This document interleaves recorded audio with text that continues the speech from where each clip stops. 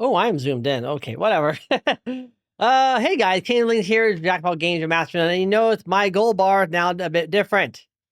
Yeah, I got some kinks worked out. It's a bit bigger. So next sub tier bit drop, you'll see some. You see an animation where I slide everything up and go and change the thing. I'm going to modify it a little bit so that it only pops up when the whole thing pops up. Maybe just get rid of the word where it says recent activity, let it slide off into the side or something. I don't know. Gotta work on it. So, but it's working to a good degree where I can work with it, and I'm happy with that. All right, so today we are going back into Professor Layton, Phoenix Wright, State's Attorney. Last time we were doing the investigation, and well, bad things happened. So today's job, we're going to try our best to undo the bad things to the best degree we can. And yeah, well, apparently, yeah. So, hopefully it's going to be a camera record as usual, as per normal story style. So we'll have to see how that works. But let's get into it, huh? All right, and then. All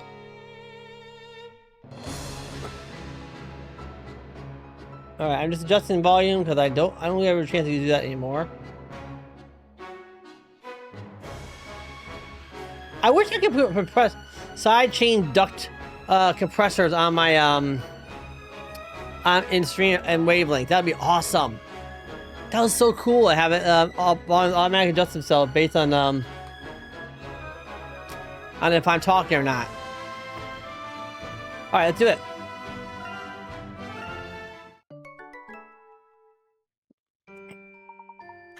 The storyteller wrote a new story right before our very eyes.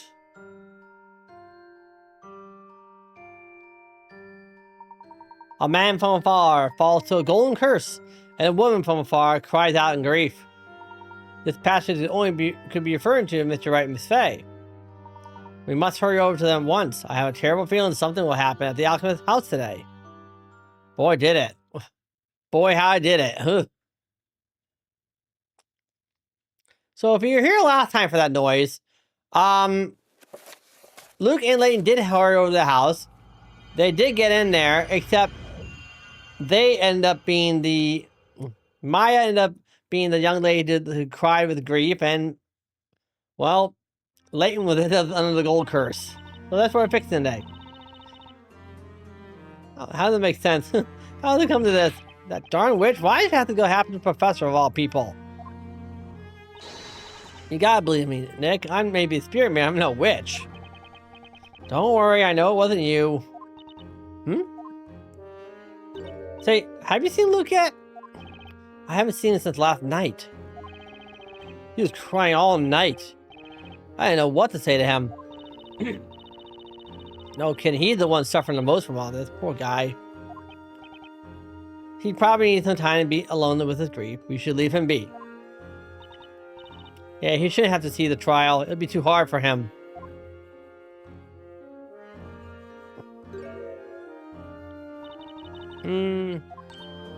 Oh, it's Spella. What are you doing here, Spella? Have you been clear of the accusations? No, not yet. If only that easy. It's just that I'm not technically under arrest, so I got special permission to come here. I'm free to go wherever I like within this building. Ah, I see. I heard about Mr. Layton. It's awful. He was such a good man. I'm sorry, Spella. What are you apologizing for? A little better. I'll take that. We were supposed to find some clues connected to Bezdella, but we couldn't find anything. Now the professor's been. No, don't say that. It's not your fault. And I don't believe a word of what they say about Maya. She isn't a witch. Thank you, Spella. Mr. Wright, do you mind if I assist you in court today? I know it may not be much use, but I'll do what I can. I want to help you, Maya. Spella, excuse me. Hmm? Is that Grail? Why is the appearance different? Grail, the butler of late Master Belduke. I've come to inquire after Maya. It's for most regrettable what happened yesterday. Well, thank you for coming all this way here. Hmm? You look real pale, Jean. What? Are you alright? Oh, please don't worry about me. It's made since the incident. Sleep has eluded me. Oh, I spent the night searching through Master's notes on alchemy. I hope that there may be some mention of a method which says some Chernigal may be reverted back to the original state. You were looking for a way to rescue the professor? Human fight is often cruel, but that is also why we must never lose hope. Jean. Defender accused. The trial is about to start. Proceed to the chamber. Yes, we're coming. Nick, you're up, Maya. I'm not gonna let them sentence you yet. I just wish to stop all. Alright, whether someone's a witch or not. No one deserves to be burned. I know, but I can't stand for it either. If you kind of excuse me now, I must return to my duties. No problem. We appreciate you coming to see us. Wasn't it purple? Something's bothering me. Wasn't that donut neck purple the other day? Jean seems somewhat odd today. Let's go, Miss Wright. The trial is about to begin. I could swear up and down that donut pendant of his was purple instead of green. All right, here we go. The trial of Yay, voice lines. Shall now begin, as scheduled. Okay, so all we got is the case outline and a shot of the stuff behind the painting. That's all we have to work on right now. It's not really good odds. Knights of the court, are you ready to cross your swords of justice? Inquisitor Zacharias Barnum always has his sword ready for the work of justice. Defense ready, Your Honor. Defense ready, Your Honor. At this stage, I just gotta give it all I've got. It would appear the defender has thrown down the gauntlet, Sir Barnum. Now, before we begin, may I have a word with you, defender? Yes, Your Honor. Last time we met, you stood in this court as an apprentice baker. In all honesty, when I saw you for the first time, I thought to myself, a baker should stick to bread baking. Is that so? Is What a this? fine first impression I made. However, today you are not merely some befuddled maker of sweet buns. I'm obliged to fully recognize you as a knight of law and justice, on par with Inquisitor Zacharias Barnum. Oh. Bro just gave us props. Now may your duel begin. Fight bravely and expose the truth behind this heinous crime. As we always do, we always aim for the truth. All right, we're all counting on you, Inquisitor Barnum. I knew she was a witch as soon as I laid my eyes on her.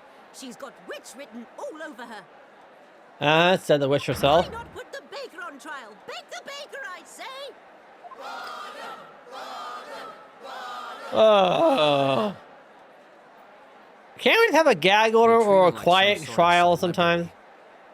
He may be adored by the crowds, but when he pointed his sword my way, you managed to shield me from his accusations. Maya clearly isn't a witch, so surely your victory is certain. Thank you for believing in me, Espella. Espella Cantabella. I have given you leave to come to this trial today.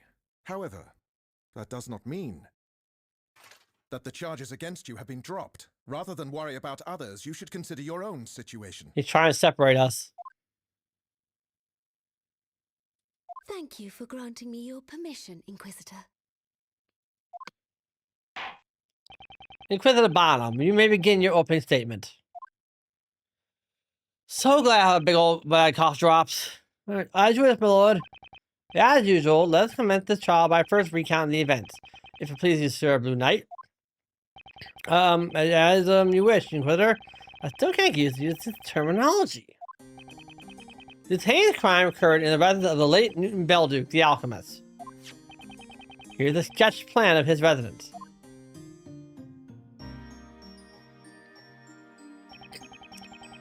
This room, of somewhat questionable nature, is the alchemist's study, in which the incident took place.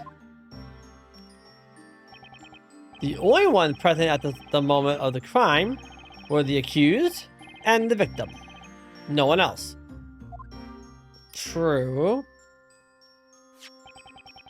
The witnesses who arrived at the scene seconds later have indicated where they found the accused and the victim. Very well, the sketch is accepted as evidence. Okay, we have data. The accused took Sir Layton's life with the most cruel of magic. Alright, so here's the layout. This is a G Grail's room. Here's the paint. That's where the green paint was on the wall. And this is where Layton and Maya are. And of course, there's the stairs to the basement where Phoenix was. This is the entrance room. So let's get back to the case. I love a man 1 second, a golden statue, and that's such wickedness. Magic that turns into gold. Sure, why not? Several talented people rushed to the room and paid witness to the horror of this magic. The accused has been captured and charged. Goodness, that is terrifying. Rumors have reached me that the victim is a most scintillating man. I'm not quite certain it was prior to or after. But incidentally, was this Sir Layton not the same hat maker who attended our previous trial? No, he wasn't a hat maker. Bizarre as it is, Sir Layton's profession and origin remains unknown. He was a stranger in the city. That's all we know. And you, sir, his acquaintance, you are an unusual presence in our city yourself. Today's case is certainly peculiar. And now it's not a lot of peculiarities, my lord. The alchemist study has been the scene of another strange incident in the past. Ah, yes, I remember as it were yesterday. The mysterious death of Newton Belduke himself. Indeed, my lord, regrettably, the only case of witchcraft still to remain unsolved in our fair city. The witch may have escaped her punishment back then.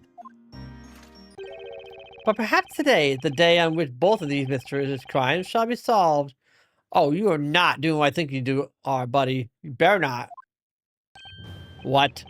What are you implying? Patience, you know soon enough. Sir, suddenly pale Blue Knight. He better not be doing what you think he's doing. How interesting. Seems the Inquisition has something up their sleeve. Down to the bottom, you may begin.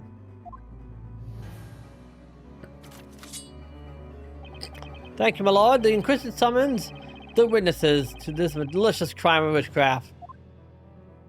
If only I made it to the room sooner. Maybe I could have prevented all this from happening. I won't let Maya take the rap for this. I'll find every single crack in her testament and prove it wasn't her. Alright, here we go.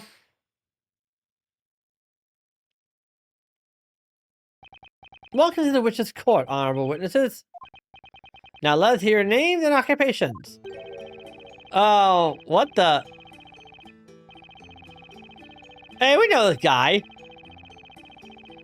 I'm no far wide the mere Punching Bag the Fuss, soon to be the new head of Punching Bag Retail Organization Pro. Hang on! Whoa, wait a second, minute, witness. What's this skull crossbone bottle? What's that, Blue Squire? You're that guy from the previous trial. Just what the heck's happened to you? You look like you've been on one of those ultimate makeover shows. Whatever do you mean? My name's the Emir, Punching by the First. Okay, I think I just read that. But what does it mean, this Inquisitor? I do not care to delve into this witness's personal affairs. Looks like he remembers them all too well. Witness, pray continue. Oh, dear me. It's I who usually asks the questions. Can I? I am, you see, but a humble teacher. Call me with Primstone. The children of Labyrinth in primary school had the privilege of learning the truth about this world from me. Elementary school teacher? Huh? Good to know at least one witness is sensible. The wind carried by sorrow is burly stringing along. Parrot and bard, humble avant God. My faithful muse here is Cracker the musical pad. No one understands music like Cracker aside from me, naturally. Oh no, not another animal in the courtroom. This would be Phoenix's second, but for all cases overall, 3 total. At least it's not another goat. You just imitated that teacher perfectly.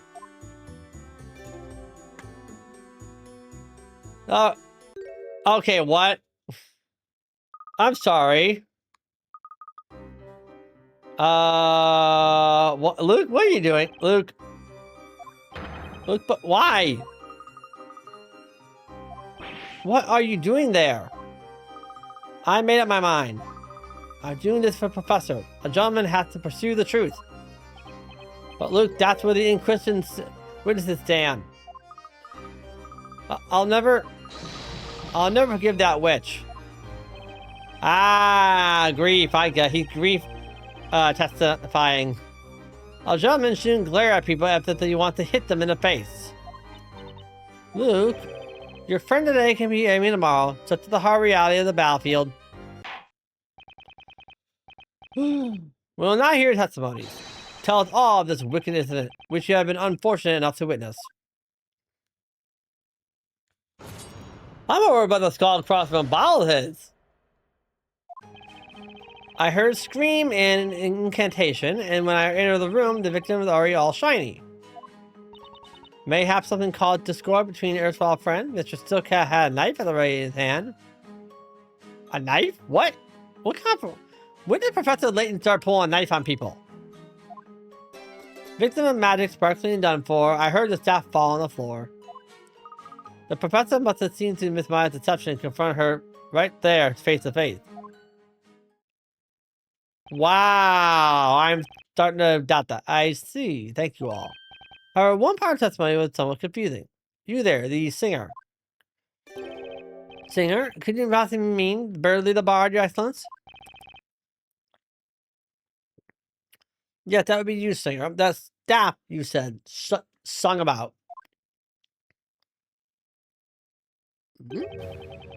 As you expect, my lord, this very witch's scepter. There are 2 different magic gems attached, meaning the perpetrator could use 2 different types of magic. Yeah, it seems so. Purple. This gem here enables the use of a gold transfusion store. Gold door. Gold door. Just the word alone makes the tiny hair at the back of my neck stand up. Haha, that's the one, alright. That's the dreadful incantation I heard. The mirror also heard. I'm not saying the whole thing. Oh dear, I've seen that scepter, so I have. Clank, tiptoe the golden man. The scepter falls, not the witch's plan. Oh dearie me indeed. How dare she do that, Professor? By the way, this scepter was found on the floor near the victim. If you turn your attention to the sketch plan, it is located right here. A scepter trapped by the accused would naturally tumble to exactly that spot. Objection! Inquisitor Barn, what you're saying amounts to nothing more than a basic assumption. You are on edge today, Sir Blue Knight. Is it because your friend is on trial? Perhaps you better cool yourself down. Well, anyway, the court accepts the scepter as evidence. Thank you, my lord. Golden and purple magic gem. Alright, so we also get the spell that hooks onto the staff as well. So the gold one transmutes the caster into caster target into solid gold. It will transmute the closest target within range. May I ask you something? What is it now, Sir Blue Knight? We know that one of the gems was spelled Goldor. What about the other? A naive question. Naivety may be no hindrance to a baker, but who spends most of the time on his bread. But it can be your undoing here in court. Which a knight put a weapon in his enemy's hand. He's telling me to do my homework, huh?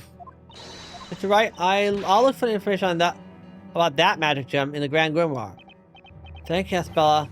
That'd be great. Just leave it to me. She seems very happy to help.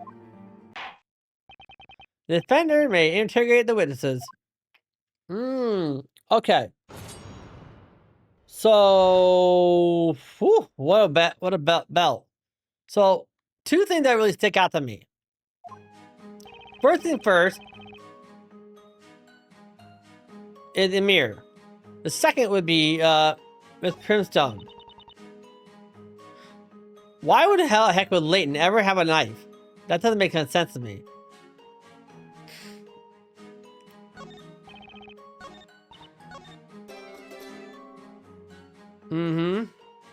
This is him talking about the staff hitting the floor. And this doesn't make a lick of sense. So before we start, let's do a full court press and press all four witnesses one after the other. See if we can pull out of it. Hold it! Alright, we already have the system set up as well. Yes, I do have it. And what is this? And what is all this about exactly? What do you mean, Blue Squire? Your guy, colorful outfit. We're going there. I mean, your attire was different last time. A little more modest. The Emir you knew back then is no more. I am a new man now, reborn to the higher excellence of society.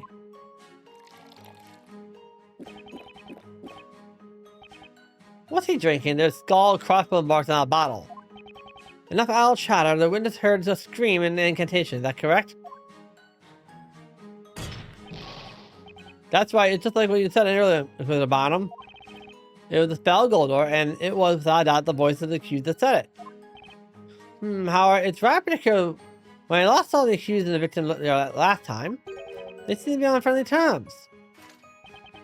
So next one is dispel your doubts, my lord. Ah, okay, so that was the pointless press.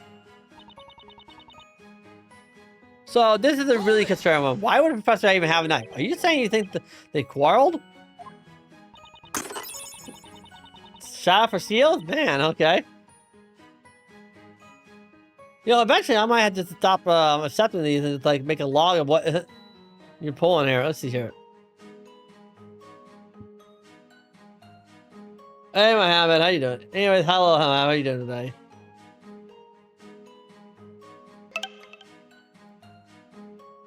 Still not working. I have no time to do it. So let's see here. Shout out. Okay. Okay, I gotta fix the clipper. I do.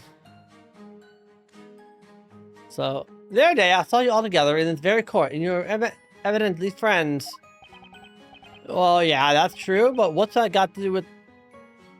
I'm doing okay. Bit of a sore throat, and, well, work's crazy weird as usual.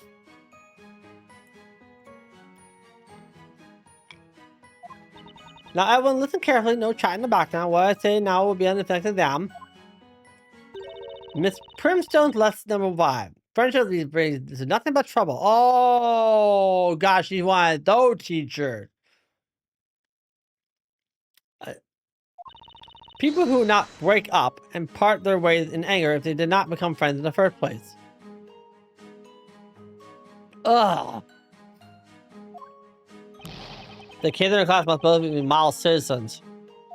Or celestial dragons. Ugh. Oh, dearie me. What I saw in that room curled the blood in my veins. It's just avoiding that glittering knife ever so threatening. Hey, I heard something. Hang on. Is everything okay, Luke? No, of course not okay. The professor was a true gentleman. And no gentleman will go around threatening people with knives. I couldn't agree more. Silly boy, I saw your professor pointing a knife. Are you assuming that I'm a liar, you cheeky little whippersnapper? No, but you probably might be blind. Professor would never do that. You don't know him. At least Luke's found someone else to antagonize. Mr. Wright. What is it? I think there's some important information in Miss Primstone's testimony. Really? Oh, I'm sorry. It's not my place to say things like that. I didn't know anything. What could it be? What was Bess about to say? Speak out! Fellow, why don't you tell us what you noticed? Oh, is that okay? It's something I'd like to ask Miss Primstone about. Well, I'll just go ahead and ask her. Excuse me, Miss Primstone. Do you mind if I ask you a question? Oh, it's you, Miss Espella Cantabella. Miss Primstone, did you actually see the knife that Mr. Layton was holding? I did, as a matter of fact. Yes, I remember that glinting blade very well. The most frightening sight it was, too. And you saw that from the door, did you? Now, if you look at the sketch, when the incident took place, Mr. Layton must have been facing this way, correct? That must have been the case, otherwise the witness would not have been able to see it. Well, that's all I wanted to ask. The more information we have, the better, right? The direction the professor is facing, that could be important. This information shall be added to the court record. I'm sorry I just jumped in like that. I really wanted to help, but not at all, Espella. We were able to get some more info, which may just come in handy.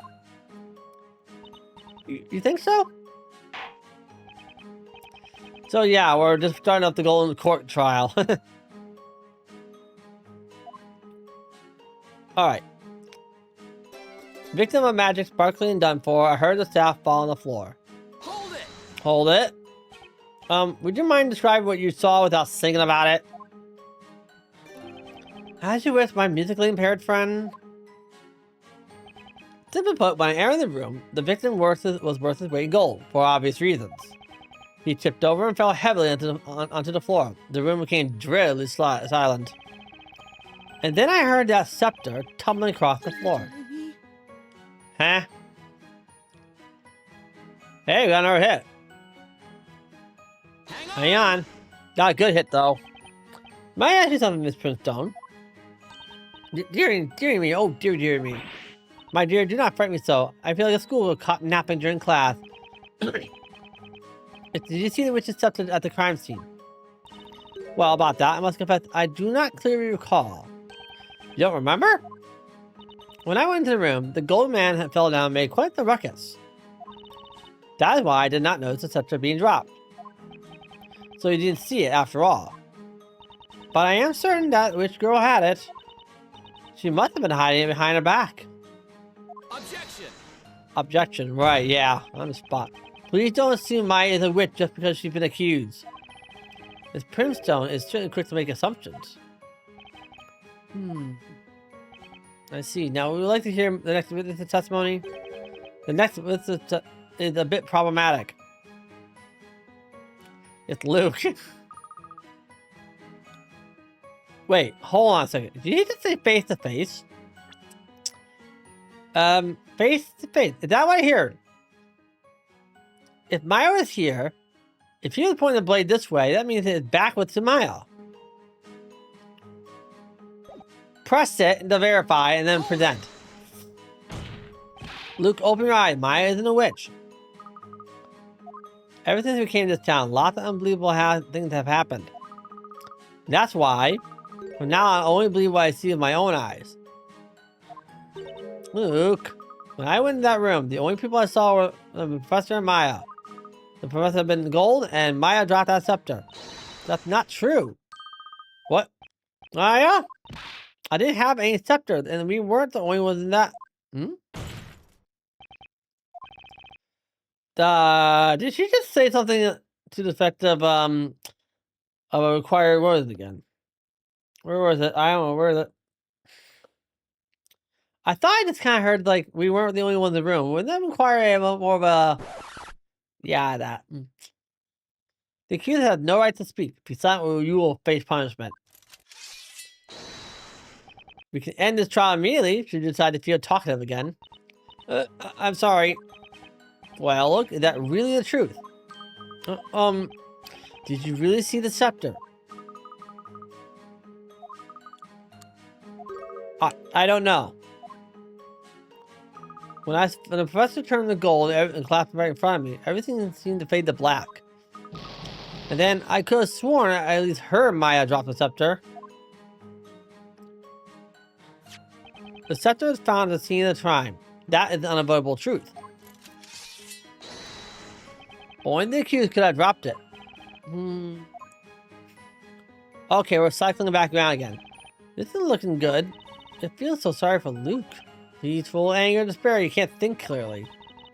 Think clearly. Oh, I know what to do here. He said he can't forgive the witch. I understand how he feels. Anyways, I need to find a way to calm Luke down first. Alright, so... Stop. Go. Objection! Objection. Luke, you said you only believe what you see with your own eyes. But what you think you saw may not be the whole truth. But what do you mean?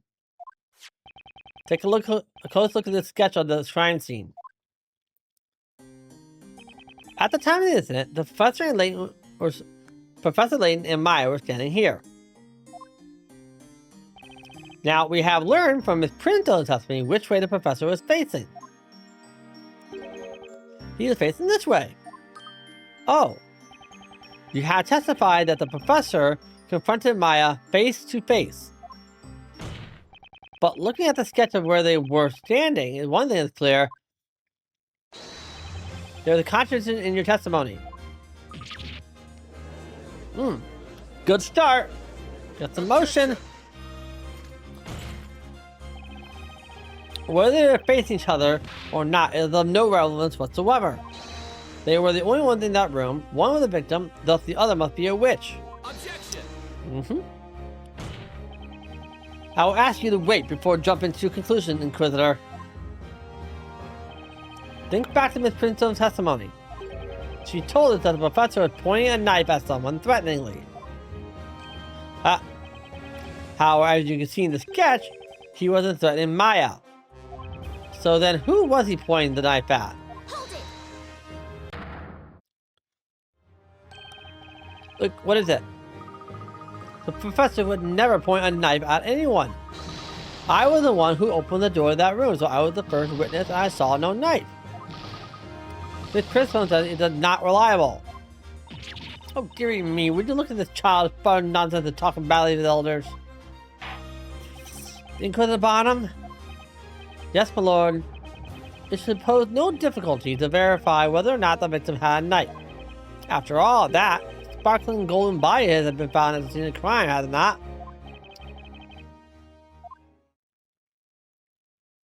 Indeed it has, my lord. Court attendants, you heard the judge. Bring the victim into the courtroom. Seems like they're going to bring the golden statue.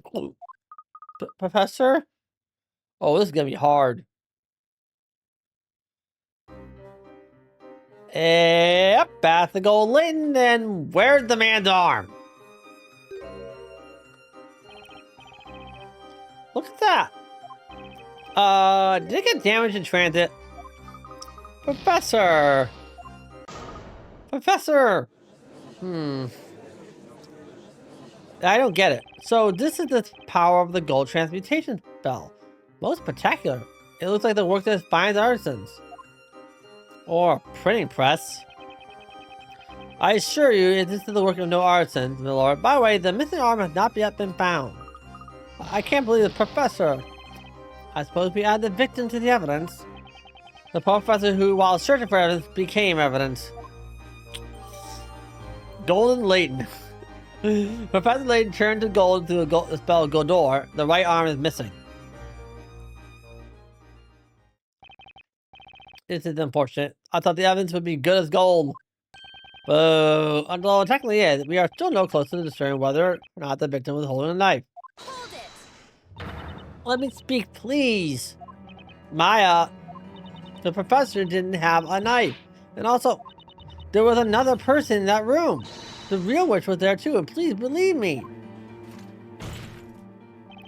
Accused. Do I really need to warn you again? Inside the cage, you're going to behave like a bird that I've forgotten the song. Speak it then, and you shall be punished. Or are you in a particular hurry to taste the flames of justice, little bird? Objection!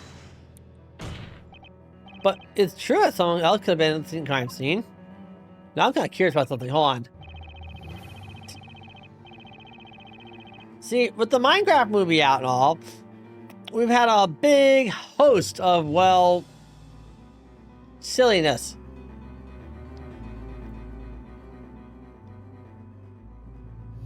Let's see.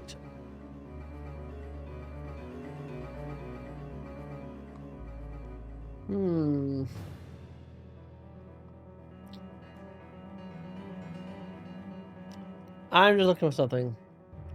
Maybe try this.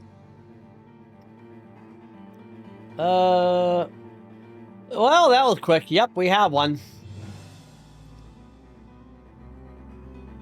You don't want to know what that is. Okay. Look at the sketch. The victim was facing towards someone. That person wasn't Maya. Sir, Blue Knight, your innocence is no longer even surprised. Huh? You don't know what transpired at the crime scene. You think this man was pointing at another person, you say? Let me tell you this. Everyone in this court, other than you, knows what Sir Hat was pointing at. But what? Well, is that what so? Amir, let me some gossip stories of the occult. Elusive like the magical beast. The chilling breath brings about death. Oh, dearie me, you could use some education, Blue Knight. I can offer you a private tuition, but it will not come cheap. If the professor wasn't confined Maya, Luke's starting to think again. Witnesses, you will now testify. Tell us about this other presence at the crime scene. More testimony. Fantastic. And one of the witnesses is irresponsibly drunk. We all know what happened to that alchemist, so this case is no mystery. Same place, same magic trick. This time her luck ran out and she dropped that stick. The truth obscured by twisted ruse, the witches couldn't vanish but did confuse. It happened because the mystery behind all these witches. Ooh, did he now? Same magic trick was used. They are referring to an incident from 3 months ago. Much like this incident, the man lost his life to witchcraft in that very room. It was the master of the residence, Sir Newton Belduke the alchemist. He suffered death by strangulation. Finger marks were left on his neck. He had locked himself in his study and the key was still in his pocket. In other words, no one could have entered that room. A locked room murder mystery, huh?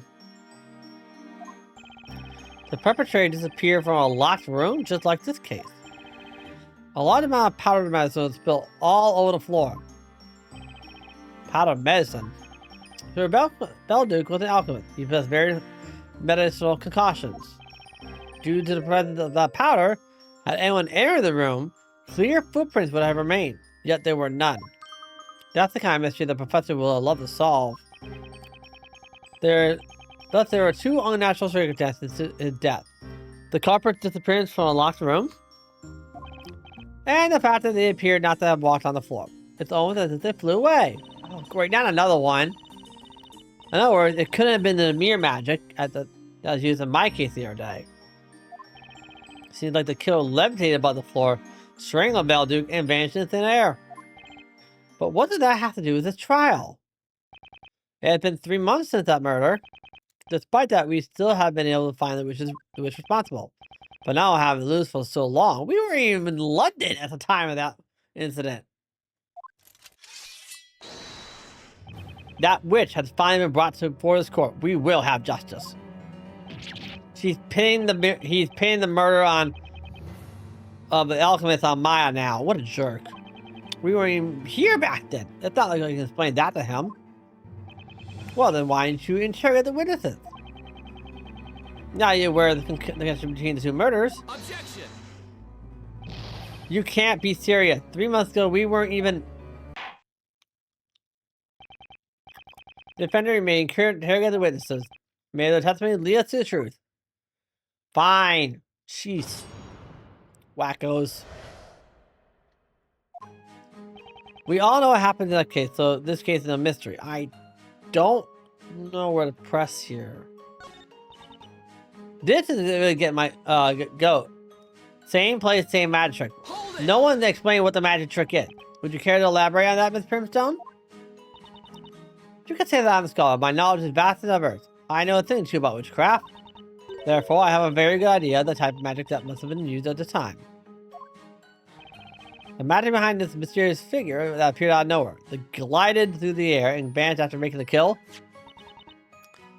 Indeed, yes, and the witch's scepter confirms my theory. A brilliant deduction. I am honored to have studied under an excellent teacher such as yourself, Miss Primstone. She was his teacher. Hatcher must explain kind of plays a lot. Well, our occult crime analysis have arrived at the same conclusion. Mr. Wright, I found it. The page about the purple magic gem. The spell is called Familia. Familia? What did it do? The spell Familia, bound within the purple gem, is used to summon a familiar. Familiars appear out of nowhere, glide through the air, and vanish when the task is accomplished. They are evil, bloodthirsty spirits used by witches to perform outrageous crimes. Evil spirits? Are you saying the witch used a familiar to... It was a familiar that took Sir Belduke's life, and now it has appeared again. Sir Silkhat was probably trying to ward off the evil spirit with a knife. But with the good of the knife against an occult creature. It completed the task given to it by the witch and promptly vanished. Thus bringing us to the conclusion that Sir Belduke and Sir Silkhat were both killed by the same witch. What? Well, okay, that's wrong. What an unexpected turn of events. The two incidents have been shown to be connected. Well, it works.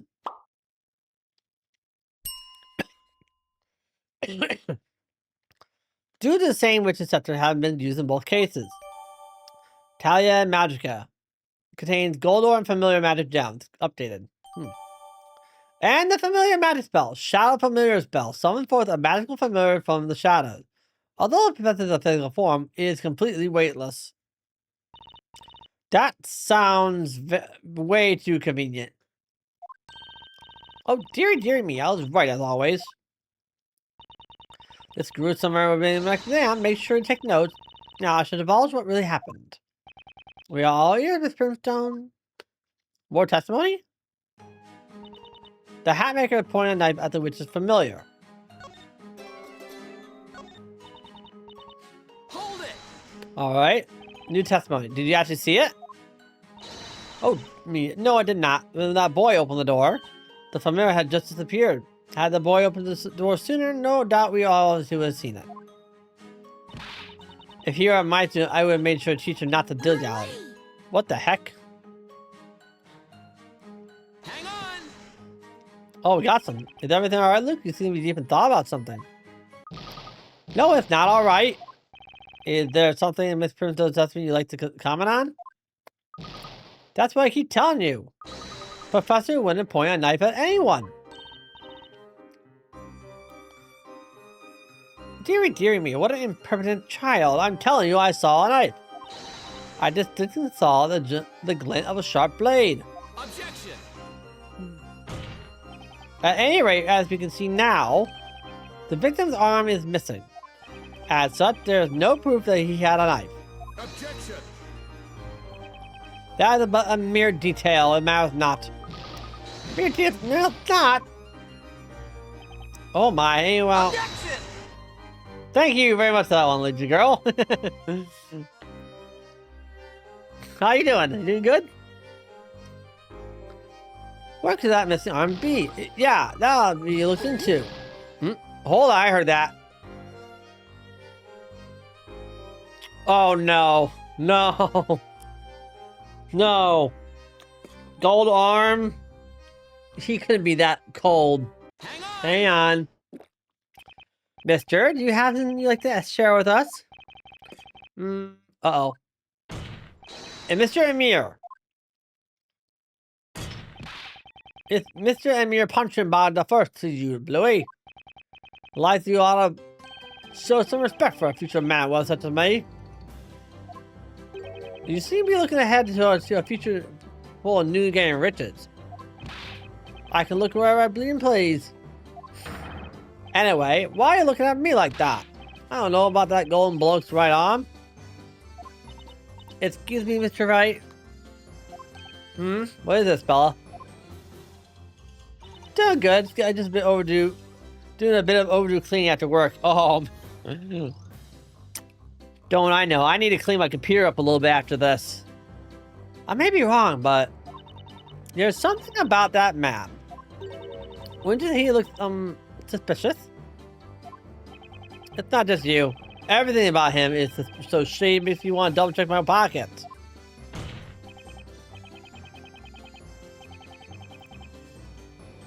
Mr. Amir, stop pretending you don't know anything about the victim's missing arm. Pretending? I told you, I know nothing. Nada, zero, nil. I ain't seen it, or heard about it, or put it in my pocket. Oh.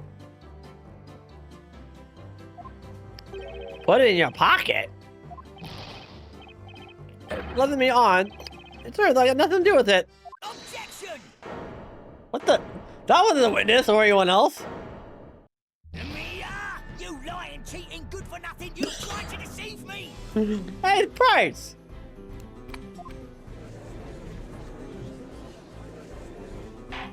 So, hope you're doing good. So, sounds like you're doing good. Order! Order! Who is that person? He's gone. You wanna know who I am? I'm Price the pawnbroker. And this man's a shameless, cheating bum. He had the nerve to lie to me. What did he lie to you about? I'll tell you. On the day of the crime, Emir came to my shop. He walked up to me saying he got his hands on a work of art. Where's gold dust? I think I know where this is going. That work of art, could it be? I've got it right here. Oh, Emir, that's not right. Someone gets a super glue. Just like I thought. That's... Oh my. That's Professor. It's Professor's arm. I don't see any knife anywhere on that thing. Cool. It sounds like you're having fun at your full-time job. Wish mine was a little more fun.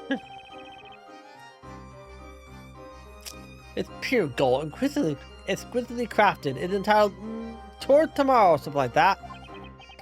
I've seen a piece of gold so fine before, and so I was expecting nothing. I paid that rather handsome sum. Who would have thought? And what am I hearing now? That was a human arm? No, that yours are a monster. You're bad the witch familiar yourself. I didn't know it was arm. I swear I saw it already like that. Cool. Very cool. What do you mean? I was last at the scene and it caught me my eye right away. That golden arm pointing up at the ceiling with such optimism and authority. I looked like it showed me the way to a better, brighter, richer tomorrow. To me, it was a precious one of that.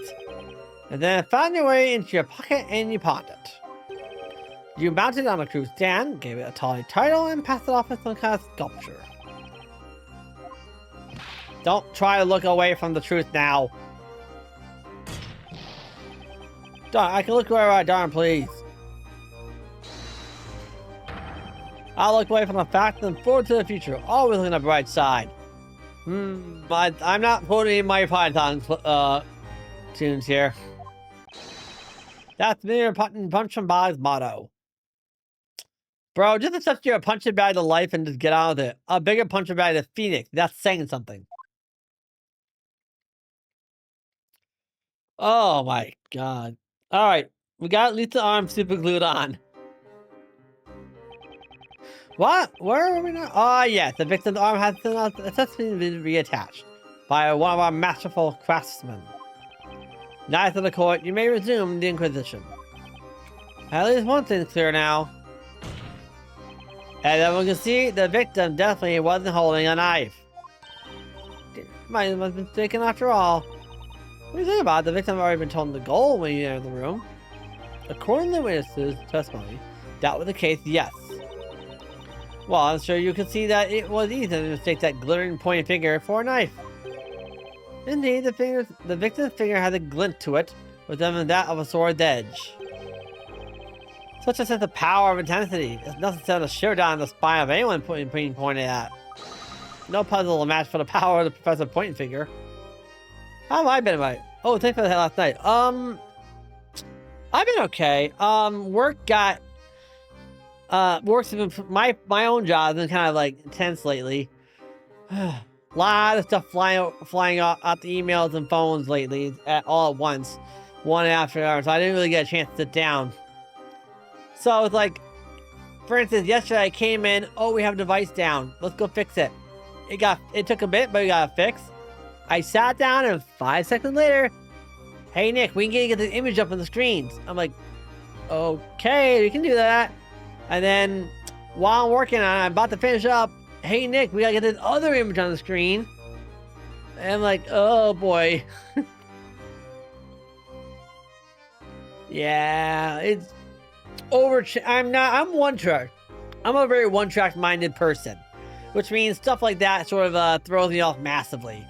I like to have get it done, move on next. Get it done, move on next. I don't like having get it done. Oh wait, you got this, and then this, and then this, and then this, and it's overstacked like a staircase where I'm just blah. So one thing at a time.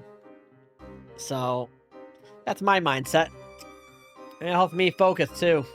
So it was a little difficult yesterday. Today was a lot easier though. That's kind of okay. And I do have some good news.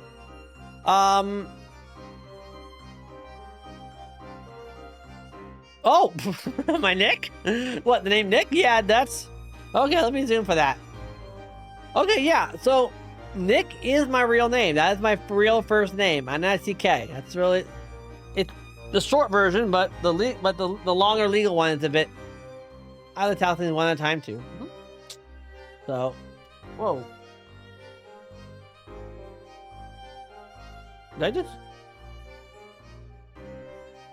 Oh, okay, that's just that. Alright. It's my Surface, that's why, okay. I got a remote view over here that looks like my Surface, so I'm looking at something real fast, make sure it's okay.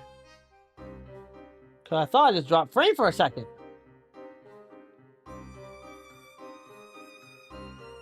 Now I'm worried. Let's see here. Give me 5 seconds, please. Edit. Grab that. Cancel. R1C. H. M. Hey, Luigi girl, am I skipping? If I move around, is it stopping, going, that sort of thing? Because I'm looking at my Surface that's doing that, and I'm like, what? Is that real?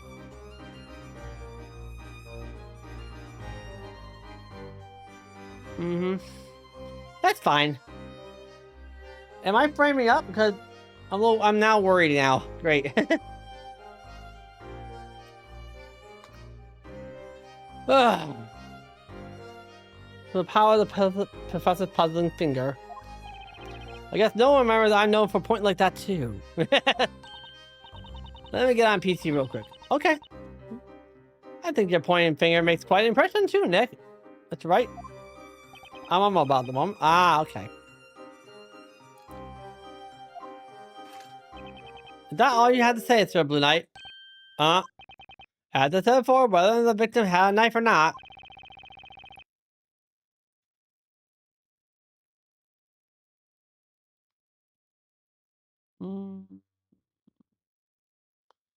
Is it completely irrelevant?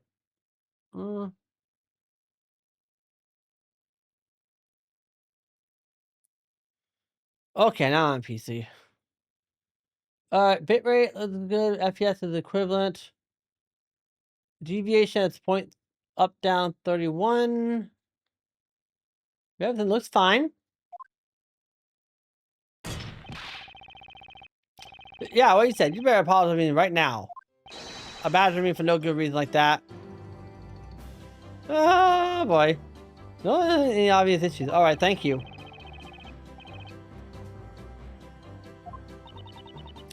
Maybe there's something else you could ask about. She's right. I need to ask more questions. Well then, Mr. Amir. Perhaps you can tell me one more thing about that arm. So, when did you find it? No, we don't care about that. How much it pawned for? I don't think I want to know the answer to that. It's a bit inhuman. And how about, where is it lying? You found the arm on the floor, pointing upwards, you said. Yeah, I did. Finders keeper at that side.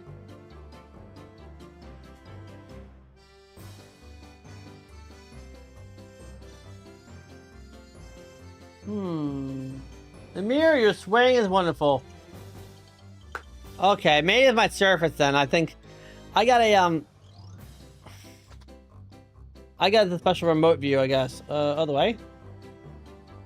Other way. Yeah, this helps me. This helps show. It does show if I have any obvious network issues or whatever. If I that way, if I see it, if it's something's happening, I see it almost immediately. So yeah, it's a special secondary view I have just set up for this particular case. Just be safe. So, okay. I saw glitching and like lagging on that screen. Like, what's going on? Please don't be breaking frames. Yeah, I did. Fire keeper, I say. It was pointing straight up to the ceiling.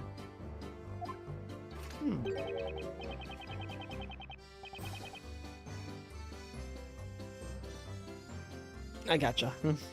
I'm like hyper paranoid in my stream stuff, and like every last detail of my stream, especially the network side, because Spectrum gave me a bad habits.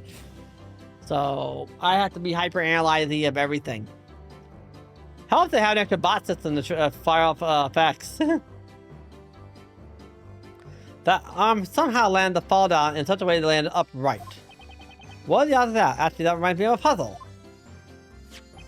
Now, if you can show us on this floor plan here, I'll let you know the exact spot where you found the victim's arm.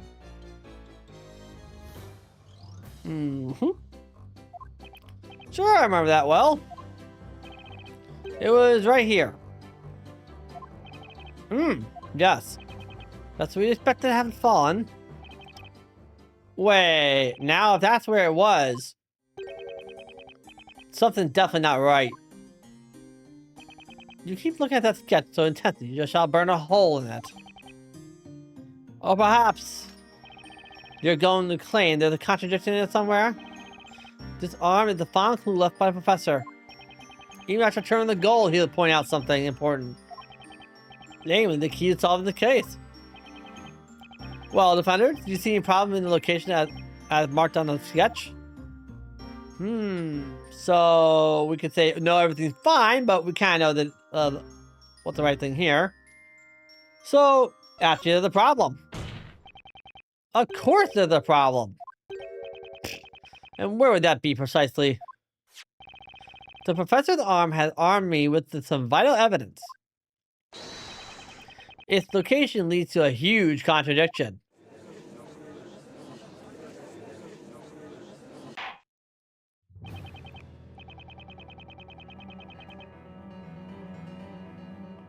In that case, why don't you enlighten us and show us this so-called contradiction?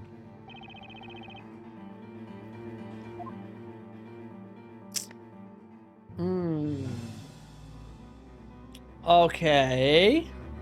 So let's think about this for a minute. According to testimonies, Maya according to victim's testimonies, Maya apparently dropped the scepter and it rolled away from her. However, in order for that to happen, in order for Layton to go gold, and however, the order of events is a bit iffy. If a mirror pops up, Layton turns it back, and then turns the gold for some reason, or not. Then he falls over. There's a clatter, and his arm breaks up and it lands on the floor, and then there's the cloud of the scepter. I think that's the contradiction we're looking at here. So let's see here. Got it. Yeah! The contradiction is right here. And this is the witch's scepter. Let's go in the order of events as per witness testimonies. First, the witch cast a spell on the professor, turning him to gold. When all of you rushed to the crime scene, that golden statue fell down, making a loud noise. Next, the witch dropped the scepter. What are you getting at, Sir Blue Knight? All witnesses agree that with this order of events? That's right. They all agree that's how it happened. But then there's the arm. Well, what about it? Spit it out. Let's assume that Maya was a witch. Assume. Now, look at the sketch again. The witch dropped the scepter after turning the professor into gold. The scepter tumbled along the floor. It was found here as asserted by the prosecution. However, that would be impossible. There's no way it could have been there. Oh, I see it now. No, the arm, it was... I'm glad you seem to notice. The victim's arm was on the floor right here, staying on his end. Therefore, the scepter couldn't have possibly fallen that way. Hang on a second.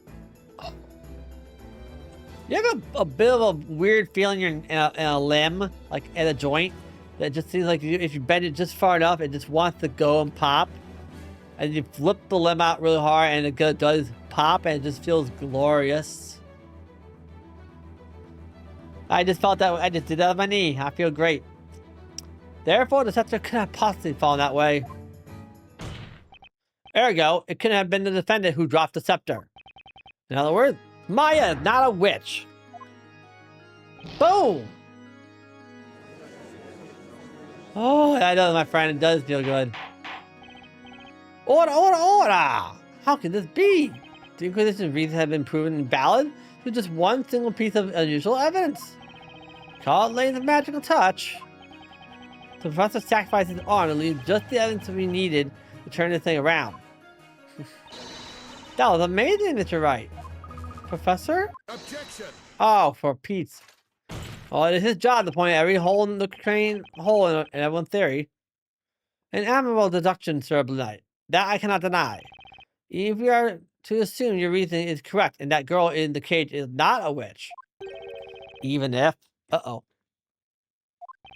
In the many trials I've attended, I have become well-versed in certain aspects of magic. Trying to get my little foot stand thing. I am all too aware of the potential to confuse people, befuddle their minds, and make their memories hazy. No one can resist such a maddening influence. What are you trying to say, Inquisitor? The scepter could not have tumbled across the floor if the arm were in the way. However, can we be sure that is where the arm was? Are all the witnesses able to confirm its location at the time? Oh, I get it. Objection! We've heard what they had to say several times now. They agree that the scepter fell after the victim fell over. Objection! Yet no one actually saw the scepter being dropped. Witnesses think back to that incident once more. Did the golden statue fall over first, or did the staff fall before it? Think carefully about what you have seen and heard. Everything hinges on your testimonies. May your word guide to the truth and decide the fate of this caged witch. Uh-oh. I was about to get ready to leave, but it seems there's need for further questioning. Testify once more, witnesses. Tell us of the golden statue in the Tala Magica.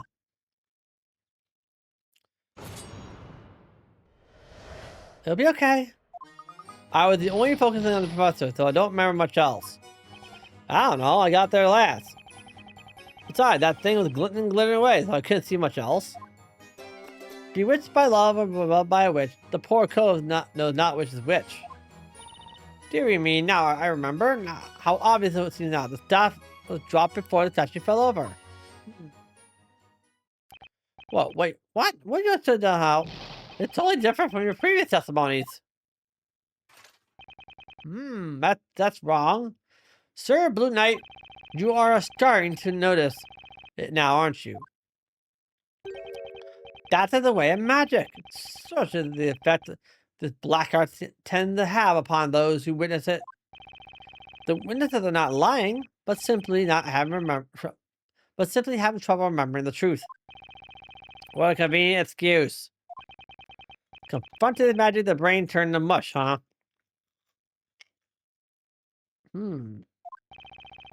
Ever since our ancestors drank from the fountain of wisdom and attained capacity for reason, witchcraft has been the one thing that remains incomprehensible, even to the most intelligent of us.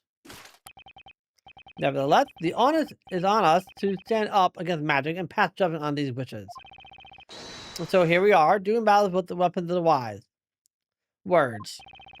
With words, we shall pass judgment upon the supposed witch. Defender, you may begin your interrogation and help us arrive at the truth. Oh, boy.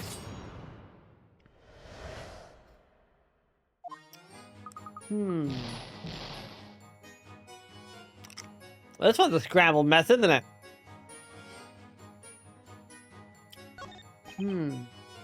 So I don't think... I'm not sure about Luke, but I don't think Amir has anything to say for us. Maybe I would like to double check on this guy. And I want to check on her. Let's do him first. Hold it! Hold it. Would you mind translating your song into plain speech? I shall simplify it once more for you, esteemed knight of the court. First of all, let us talk about love. It's pretty neat slant. Fine for Cub. You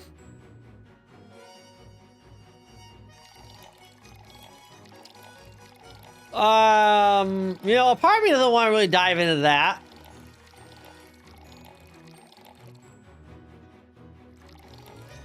Yeah. Hang on.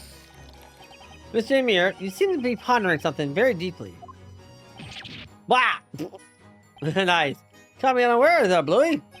Did something in Mr. Birdley's statement catch your attention? Nah, just nothing. Just thinking. That bar song really got to me. It really kind of felt feeling me hot. I appreciate your appreciation of my art.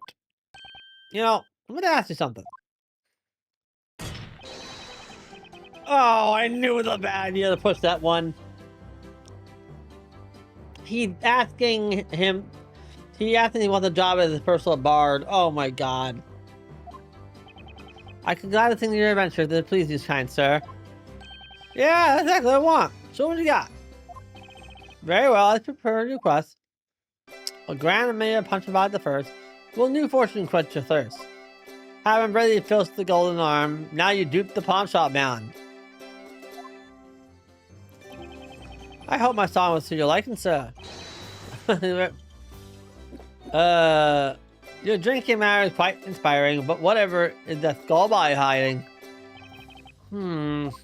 So we learn nothing useful at all, just that Amir has questionable taste in music.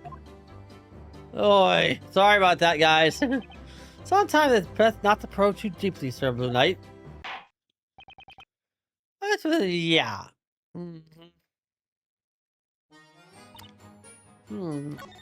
But something's wrong here. I want to see something here. But this is the first statement that triggered the first questioning.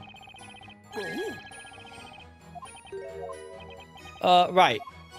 Next we have the light concept of the beloved and the bewitched. It's ultimately a song about confusion. I'm confused. To be honest, there's nothing more to it. It's merely an artistic expression of my feelings. So it's got nothing to do with the case, does it? I'm aware of my melodious words and poetic music. That's my only claim. Ah. No way! Wait, what? Oh, I knew there was something more than that pickle. Hang on! But why the go off on the parrot, all things? Luke, would you like to say something? Oh, sorry, I guess I spaced out a bit. What is it, Mr. Wright? You seem to be thinking pretty hard about something during Mr. Bird's song, or testimony right just now. Is there something you'd like to share with us? Well, I've been thinking about what Mr. Barnum said a while ago. What was that exactly? that humans could witness magic, become confused, and lose sight of what's real. And they end up not knowing what actually happened. Well, I was thinking Mr. Barnum might be right. And then it occurred to me that there might be a way. I mean, we do have with us, a witness who isn't human. Oh no. Oh no. Not again. Here we go again. So, real fast. If you played the very first game, then you know that Phoenix. This is not the first time Phoenix had to cross-examine an animal. It was not the last either, because in the Dual Destiny in the DLC package, he cross-examined an orca. This is the one in the middle of that. First a parakeet, now a parrot, and now a parrot. We get the cross-examine a parrot.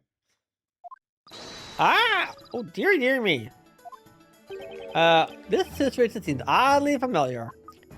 I asked him earlier if he remembers the event clearly or not. He said he had a memory better than an elephant and remembers everything perfectly well. That's right!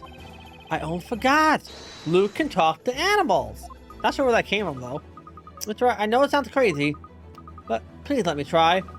Let me ask Cracker to testify. Ah, oh dear me, yes indeed. Should I? I'm stuck now anyways, and the witness and testimonies are all over the place. A new testimony would be a wild card, but it might be just the thing to turn this trial on its head. But it's a crazy idea, right? If I make a mistake now, it'll put me in a tight spot. Defender, are you still with us? Not the time and place of a daydream. What do you intend to do? Looks like that's all it means for a counterattack, Sir Knight in Blue. It is not the time for you to drop the sword. If you have no further questions for the witnesses, Defender, I will consider your interrogation finished. What will it be then? Are we finished here? I got zero time thinking over. Better make a choice now. So I summon the parrot as a witness. Oh, for Pete's. I think we know where this is going. Let's hear Cracker testimony. I don't need to flip the screen for that either. Your Honor, the defense would like to summon a new witness. A new witness, you say? Who did you have in mind? It's the witness you all know by the name of Mr. Cracker. Mr. Cracker? I know no man of that by that name. Mr. Cracker! The defense summon this new witness, Mr. Cracker the Parrot. Parrot as a witness? Not the first time, last time. Trust me there. Objection! Oh, this is the which is court. Joking around would be considered contempt in court. Objection! Mr. Cracker witnessed the crime, and he saw it happen, and he heard it too. He's as valid as a witness as the others. Objection! No! That bird is nothing but a pet animal. Referring to it as Mr. will not change that. Objection! Right back at you, buddy. Humans are confused by magic to the extent that they lose sight of what's real. That's what you yourself said because of Decorated Barnum. Objection! Calling me by my full name does not help justify such brash foolishness. The Inquisition is against interrogating a parrot. By the way, kind sirs, I suppose you should know that my dear companion here never gets the sound he hears. He remembers everything he hears, huh? It's definitely worth asking Cracker to testify. The court sees the situation as follows. The witnesses testimony do not hold together. In fact, they're as erratic as that bard's song. I cannot see this trial getting any more confusing. Very well, the defense may summon its avian witness. Can you believe it? What's up with Mr. Blue Suit? Summon a parrot as a witness. Summoning? Does he mean how the familiar was summoned? By hook and by crook. I'll do what I can to save Maya. Be you summon a parrot or familiar, whatever it takes, within the boundaries of the law, of course. Oh, dearie me. Objection! We didn't even get a word in. Not so fast, I hardly even know where to begin, but first of all, what is the matter with that boy looking so pleased with himself? He looks like a cat that got the cream. That'd be me, wouldn't it? Don't mind me. Just think of me as a purse for Cracker, that's all. And just what is the purpose of questioning a bird? A parrot may be able to repeat what they say, but it cannot talk on its own. Objection! It's precisely because Mr. Cracker doesn't talk in his own words, he's certain to tell us the truth. What? Cracker remembers every sound he hears, even just the once, with absolute perfection. So let's have him testify exactly what he heard. And if Mr. Cracker can repeat every sound, I'd say this should be a valuable testimony. I cannot believe this is happening. Hey, if it works, it works. I'm not gonna doubt it. A witness that cannot talk will not lie either. That is much to my liking. Or get scuffled in the head. Very well then, may our new witness Cracker testify to court. We wish to know exactly what you heard from the beginning of the incident. Listen carefully, folks, because here we go. The golden statue and the scepter. Okay, that was...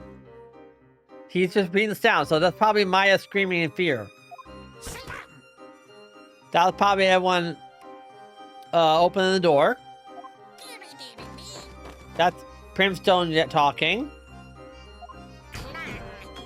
That's probably the gold Layton statue falling over. Hold up! Did he just say go door, not Goldor? What's this now? What? Those are the sounds of the incident. Exactly as Cracker heard them. Ludicrous! Even this is nothing but a farce after all.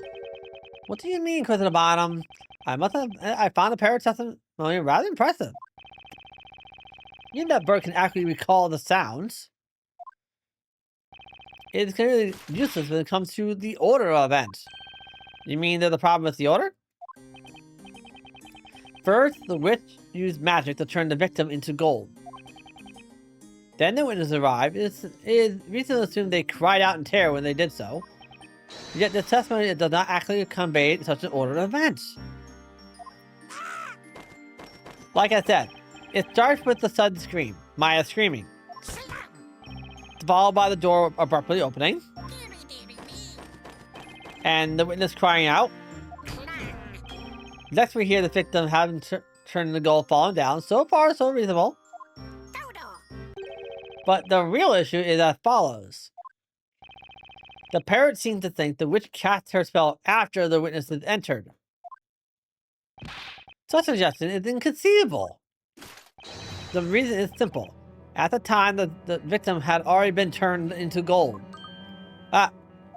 Oh, indeed, it's as you say, Chris Barnum. The parrot's capacity for imitation is excellent. I will concede that testimony does have an entertainment value. However, this animal's testimony cannot be allowed to stand as proof in this honorable court of law. Oh, they're trying to throw Parrot's testimony out the window. That's all I got. Don't write Cracker off just like that. You now see how foolish you were to summon a parrot as a witness. Not good, Phoenix. Not good at all. Should I really go through this cross-examination when it feels like everyone scores against me? Cross-examine the parrot! It's an ace attorney case. The defense wishes to cross-examine the witness. What? Are you serious? Do you not hear what I said? Are you choosing to ignore my words? A witness that cannot talk cannot lie either. The parrot's testimony is the naked truth. He's simply repeating the sound as he heard them. But it's humans that make assumptions about the meaning of the sound and arbitrarily decide whether the testimony is good or not. But at night, the court soon be trying to uncover the truth to which this parrot holds the key. The truth, you say? Very well. Show us the truth that this bird purposely knows. Interrogate the parrot. Meanwhile, I shall enjoy the show. Save the popcorn for me, bud. Just don't share. I don't want to share your drink. I don't want backwashing to do this bit take. Will you? Will you do it, Mr. Wright? Do you think it's hopeless? No, not exactly.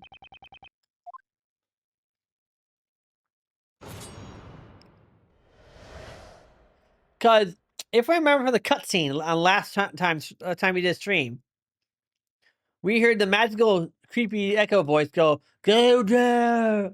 Then the scream. So Mr. Cracker here just left out the very first incantation. That's what's throwing Barnum off. Don't care. Don't care. Don't care. Don't care. Stop right there. Right here is what I want to push on. Go door. That's very similar to how the incantation for the gold spell goes, but it's not the actual spell. So let me flip it over for you guys, huh? This is actually pretty fun to see. He's saying G-O-D-O-O-R. But the spell for Goldor, turn the target into solid gold, it's spelled G-O-G-O-R. Goldor. Go-door. Very similar sounding, but there is a spelling difference and a very audio difference. So, I present the spell and I object to it. Objection! There is a critical contrast in this testimony. We are all aware of that, Sir Blue Knight. The contrast is between your so-called desire to find the truth and the fact that you are interrogating a parrot. Sorry, Barnum. That's not what I'm talking about, Inquisitor. There's a contrast here that makes one thing particularly clear. Yeah, I know. Kingdom... Oh!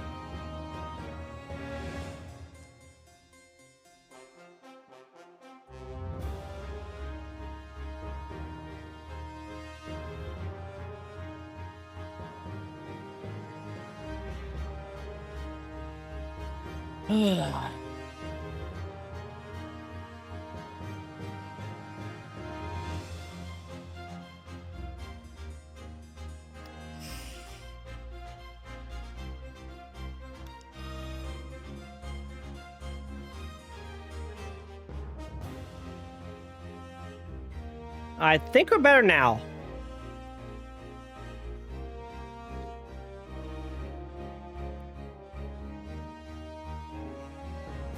One sec.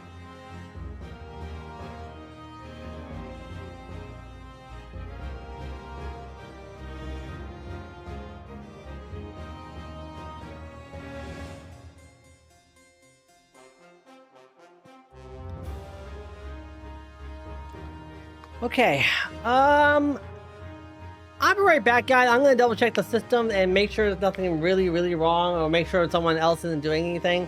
So I'm gonna BRB, so hang tight.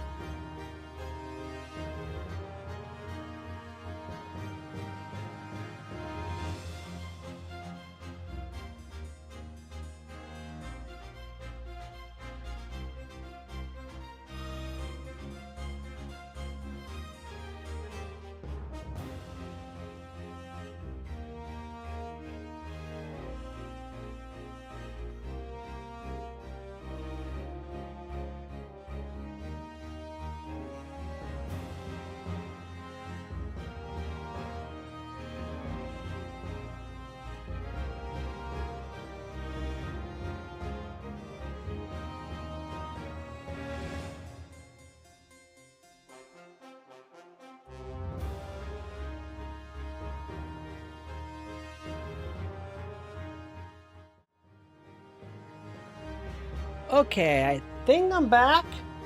I'm looking at the data. Yeah, thank you, Icebreaker. Yes, I think I should be okay. Thank you for catching that. Thank you for that, Luigi Girl. I apologize for that happening, period. But I think it might be the ingest servers again.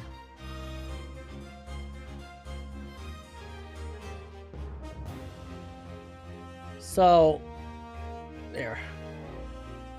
Simply put, I think what happened is my ingest server, where I stream to, locked up badly because something, weather or something stupid or something other else. Oh god, it's warm in here.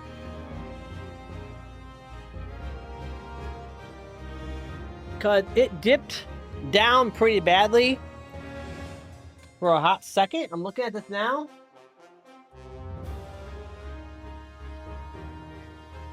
It dipped badly enough to kill my to kill the bitrate, to kill the stream, to stutter the stream, I should say.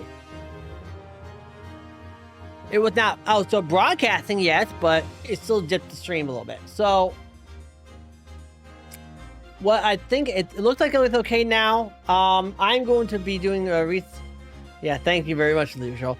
I think everything's running again. I think what happened was I just got to change my ingest server after this, or set it back to auto, whatever, or run the Twitch test. So that's the thing I'm gonna do next between now and next stream, because I'm looking at my broadcast line. Let me see if I can bring this up real fast.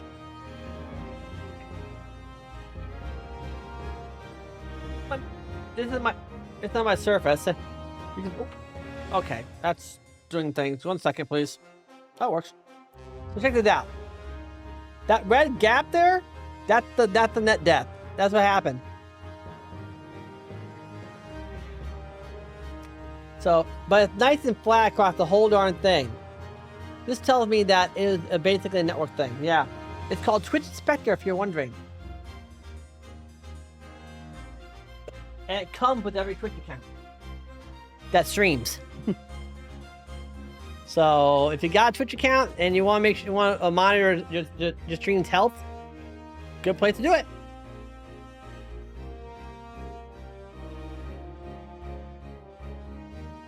So yeah, it's a good little system to check it through. It helps out me out a lot. So yeah, let's get back to the game here. So we all made around assumptions. How so? Luke, can you ask Crack to repeat the incantation once more? Right you are. Mm-hmm. Go door. Go door. Go door? According to the Grand Grimoire, the name of the gold transmutation spell is Gold Door. Goldor. Now, Inquisitor, it seemed to me that the spell we just heard is a different one entirely. Well, never. Unbelievable. Gold Door and Gold Door. Objection. This is ridiculous. So, yeah, I'm going to refresh my browser to be safe. Give myself a little bump. Ugh.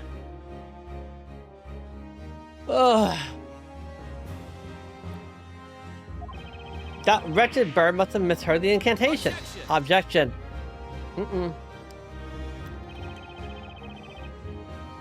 Cracker is able to imitate sounds perfectly. The incantation was indeed misheard, but only by the people hearing it. Objection.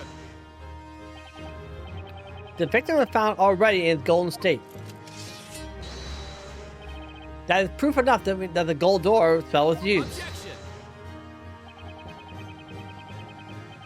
But for that, after Cracker heard this incantation, you're forgetting that Cracker heard the incantation after the spell had taken place.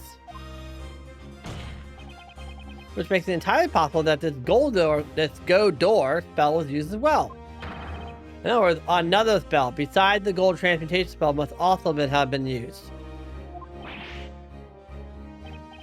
Another spell that we haven't yet considered? Now, the next question that needs to be asked is, just what is this go door spell? Objection. Utter foolishness, this is absurd. As convenient as it would be for you, there is no way that a spell by the name of Go Door exists. Oh, Mr. Wright, huh? What is it? I found it. The page about the spell. Go door. It sits in the Grand Grimoire right here. It exists? What?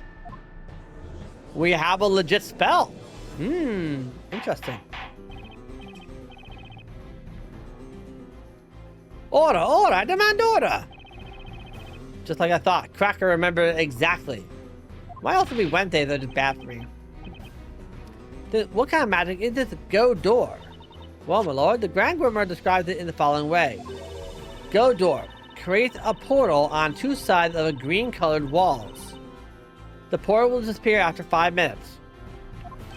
Creates a portal on the green-colored walls?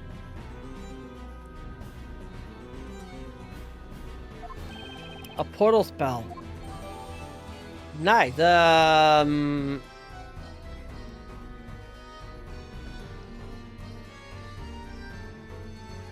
What the beans?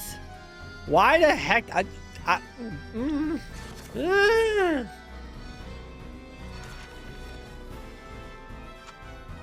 So here's the familiar spell. And here's the portal spell. Same shape. Same design. Different colors. Oh. Grail.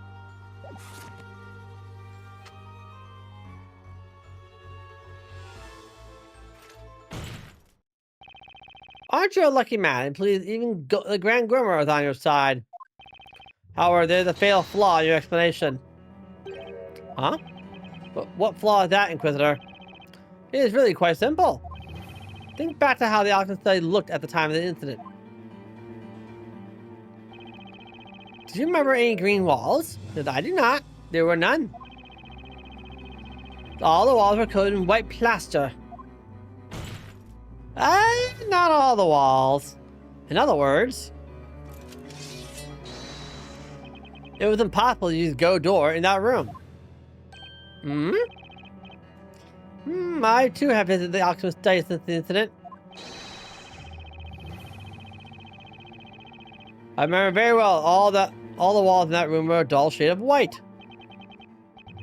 Your little theory is interesting, Knight in Blue, but it has proven to be nothing more than that, a mere wild guess. As long as you cannot prove that the go door spell was used, your little theory shall be considered no further. And honestly, I was very surprised to learn of such a spell's existence. However, as long as it's impossible to have used this spell at the crime scene, your deduction leads us nowhere. So let me ask you now. Yes, Your Honor. Do you pretend to have any proof that you can show us? Can you prove it is feasible for the witch to have used gold door in that room? This is no coincidence. That spell must have been used at the crime scene. But do I have the proof that even it's possible to use it? Naturally, I have proof. It's been on my mind for a while, that inexplicable mark. It has to be the evidence that ties up all the loose ends. The defense wishes to present evidence. And impossible. The determination of your eyes made me think you would. Now then, we shall allow the defense to present its evidence to the court. Present the evidence of the spell go door was used at the crime scene. Well, I think I know this defense already. Behind the painting. Take that. The walls in the study are coated with white plaster. Not all of them, though. There's just one spot, which is green.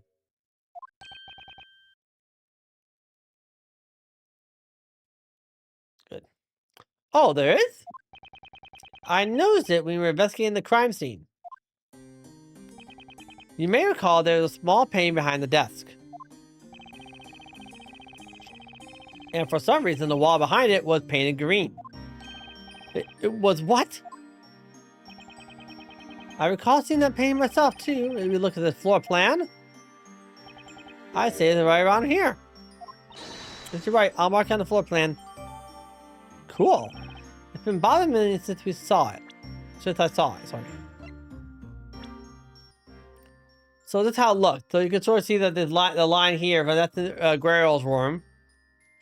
then we have another one right here. That's where the painting thing is. But now it's clear what it was. At the time of the incident, a portal opened up behind that painting. In other words, that was the wall utilized for the spell Goldor. Objection! You're surely persistent. You just want a portal to be there so much, don't you? Oh.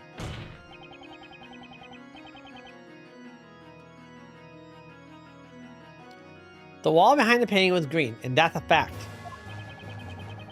Listen, I remember seeing that painting well. It was a small landscape piece.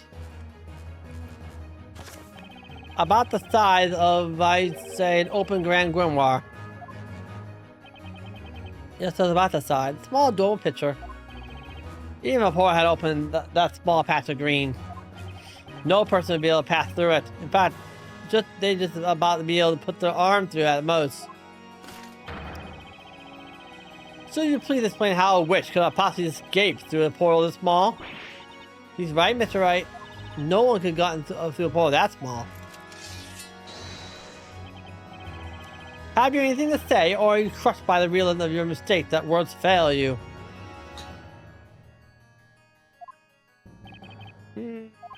The portal is too small for a person. It doesn't require much thinking to figure that out. But that aside, a very obvious question remains. If it wasn't a human, then what could have passed through the portal?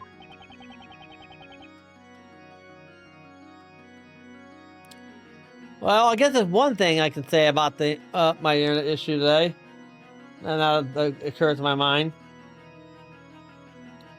First off, all it did is cause frame ups, which I built previously in buffering. Second, it lasted about 1 minute. And third,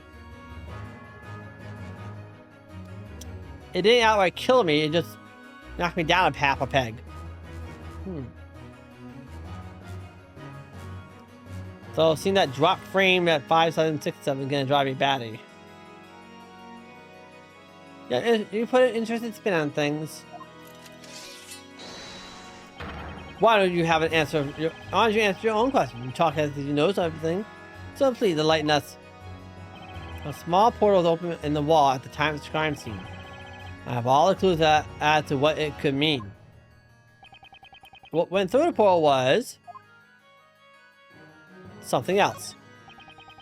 No human could have passed through a portal that small. Even a witch couldn't have pulled that off. So you're fine for thinking your mistaken assumptions. I am finished, Inquisitor. The fact remains that something else could have passed through the portal. Oh, what could that be, Mr. Blue Knight? The portal was created after Professor turned the gold.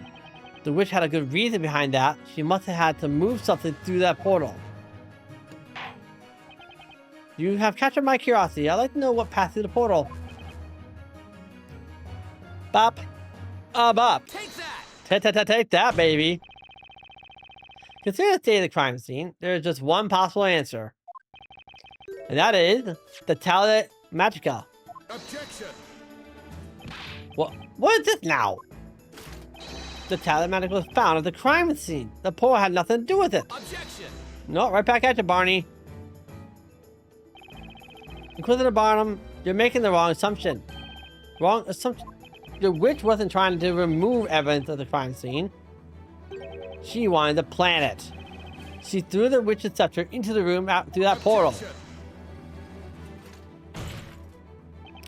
You and your crazy theories. Do you realize what you're saying? If she threw the staff into the room, that means... Exactly. She did it to deceive us. Her goal was to make us draw the wrong conclusions. When the incident took place, the witch herself was in the room. She cast the spell from outside.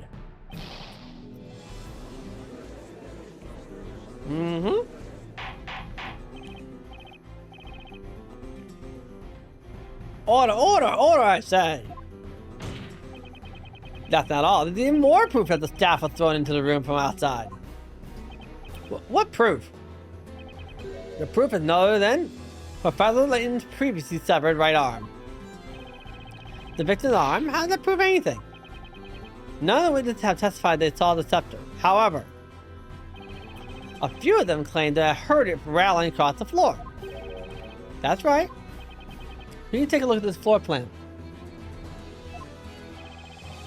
Since the arm was standing up right here, so we know the defendant couldn't have been the one that dropped it. Now, think about it. Where would you need to drop the scepter from in order for it to end up here?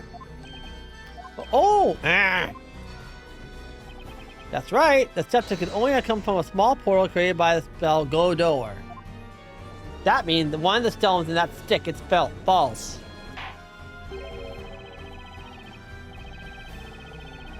This is most unexpected. The witch wasn't in the room when the crime occurred. Or at least that's the defensive claim. It's the only thing that explains all the controversies we run into. Objection!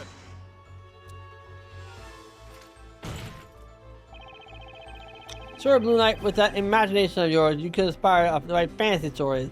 Let's try, I admit. However, this line of assertion is futile. There are the glaring contradictions in your words. Another one? Whatever you're referring to, because of Barnum. This is Italia Magica that was used in the instant. As we established, there are two magic gems in it. One of them is for gold, Godor, and the other is for Shadow Familiar spell, Familia. A witch in possession of this staff would not have been able to cast Godor. Yes, you're absolutely right. But you can't write off all the evidence as for my theory as mere coincidence. Why must your agreement always be followed by a but? But I'm 35. I still get the word but. What's wrong with me?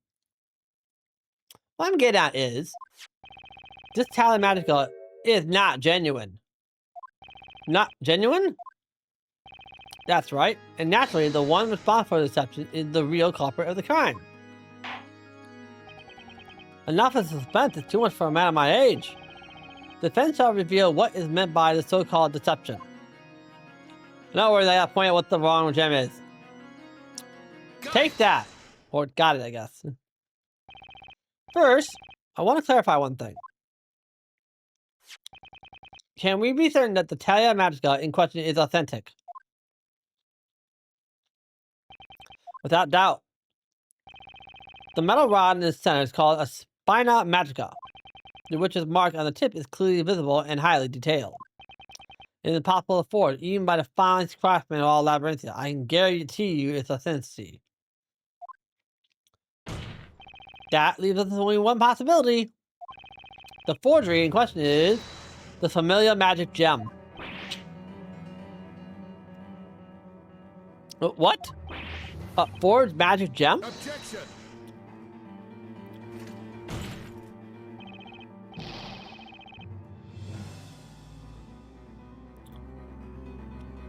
That is an insult to our investigators. Objection! Only witches can use the power of these magic gems, can't they? So tell me, how can you know whether a magic gem is the real thing or not? Objection! Hold it there. We know for certain that the spell Godor was used. It is undoubtedly not forged. But what about the Familia? Did anyone actually see the Familiar at the crime scene? That's... 3 months ago, when the investigation was carried out into Stella Belduke's death, the results yielded the following conclusion. The spell Familia had been used to summon a familiar, which in turn carried out the murder. And the witch used exactly that to her advantage. Another similar incident at the same crime scene. Don't you think that would be the perfect opportunity for the witch to frame the defendant for her crimes? The defendant would be blamed for both the professor and Sir Belduke's death, and she would be taken for the real witch. Oh, that was the real culprit's objective. Nice. There's a chapter in the Magic Archive, an old collection of tales of the occult, about the way to test whether or not a gem is genuine. Really? How can you test it, my lord? It's actually pretty simple. A genuine stone It's composed of a mineral with a density lower of that of pure water. All you need to do is see if the gem floats on the water. Like a cheap plastic bauble. That is indeed simple. All non-magical minerals in our world, with the exception of sepiolite and a few other special kinds, sink. These eerily sparkling magic gems, however, will never sink when you put them in water. Bailiff, remove this gem for immediate examination. The magic gem's a fake? What's up with this trial? It's not how it's supposed to be. It's all right, Don. Don't worry. We get to see a witch burn today. Sure, and Barnum never disappoints. Hush down there.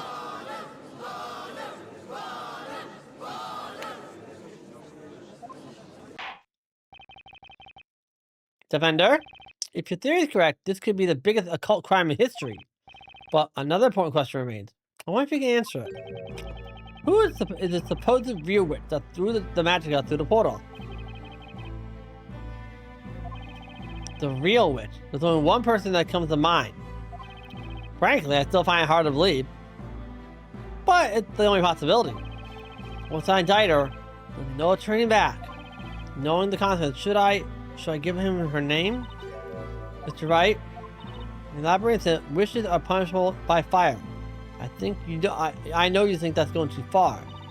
But even in the world that seems so insane to you, those who take the lives of others must be punished. That is a universal law, isn't it? The witch turned the professor into a golden statue. That's not all. She took the life of an alchemist too. And now she's trying to pin the blame, the whole thing on Maya. I can't just let her get away with that. Alright, who's our witch? Defense, let's hear a theory. Who was responsible for using Goldor and then throwing the scepter to the portal? Let's go over it. That's our defendant. No, let's go over it. That's our defendant. That ain't happening. That's a dude. Yeah, she was nowhere near. She's a witness. Again, guy. I'm not starting. It's pretty obvious what the problem is. Especially since we remember his gemstone and his ascot piece. Take that! When you got eliminated the impossible, however, whatever remains, however improbable, must be true. There's only one logical possibility. It has to be this person. The real witch is Dream Grail. Grail? I heard that name somewhere. Wait, isn't it the butler who served Sir Belduke? That's correct. Objection! What's this about? You've seen the love rolling out these ridiculous suggestions, but you know the obvious. Jean Grail is male. Cousin Barnum, tell me one thing. Is it only females who can be witches? Are you daft? Of course it's only females. That's not going near that slice of pie. Never in the history of this court has there ever been a male witch. You're so utterly ignorant.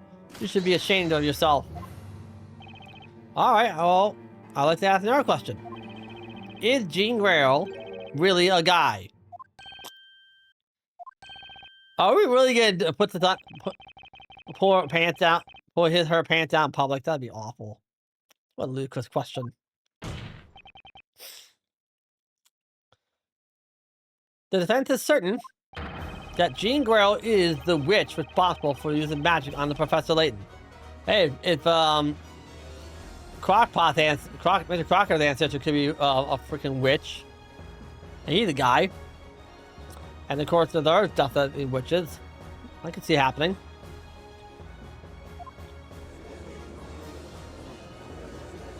Objection! Will you stop fooling now? This is a groundless accusation. Objection! Groundless, you say? I'm afraid that's where you're wrong. At the time of the crime, Grail was in the room next to the alchemist's study.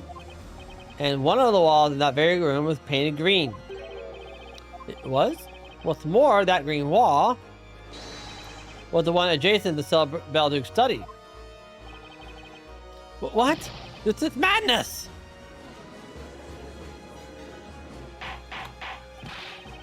Barnum, quickly, have the butler summoned to the court. Have Jean Grail brought here immediately. Certainly, my lord, it shall be done.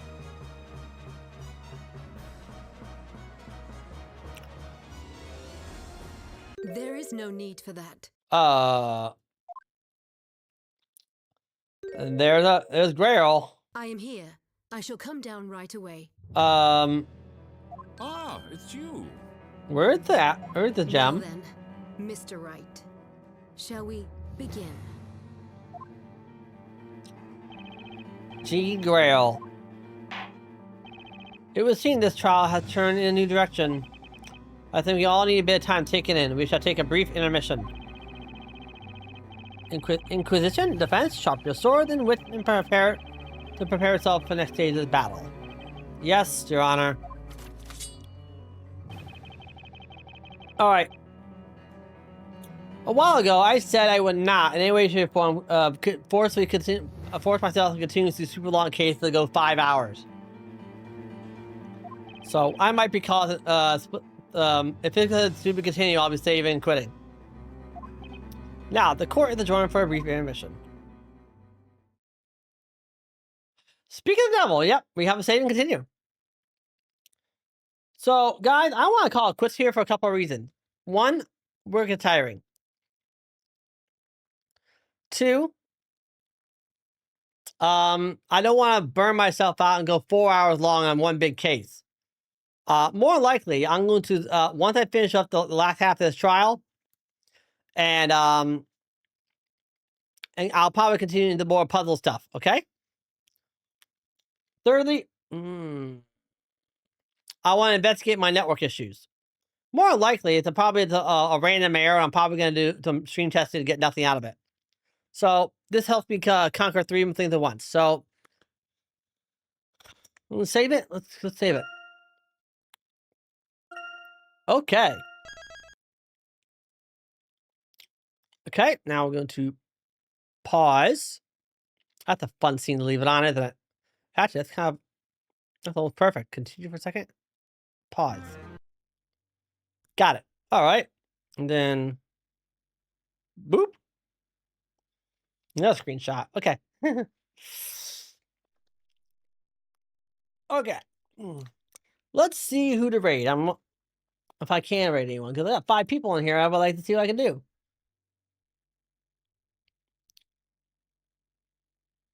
All right. Let's see. 23, okay.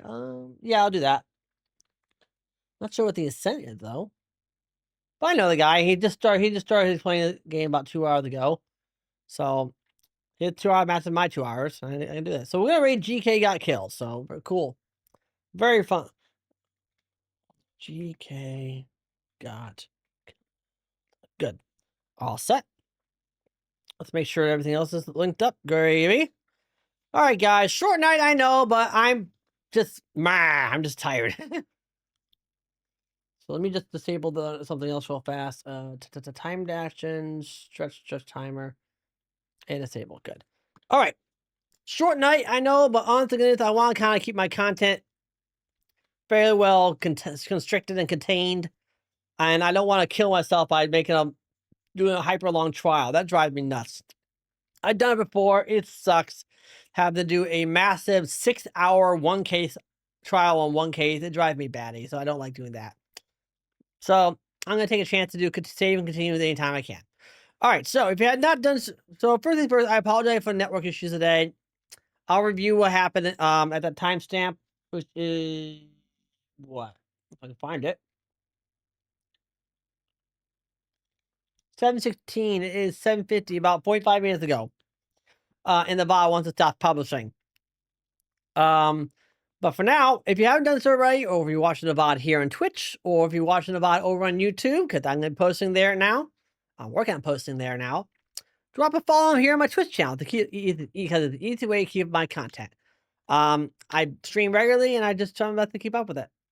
I have 3 offline accounts: a Twitter account where I post my schedules, go live, thank yous, the whole shebang. I have a Discord server where I respond best offline. So you got questions, shoot it at me.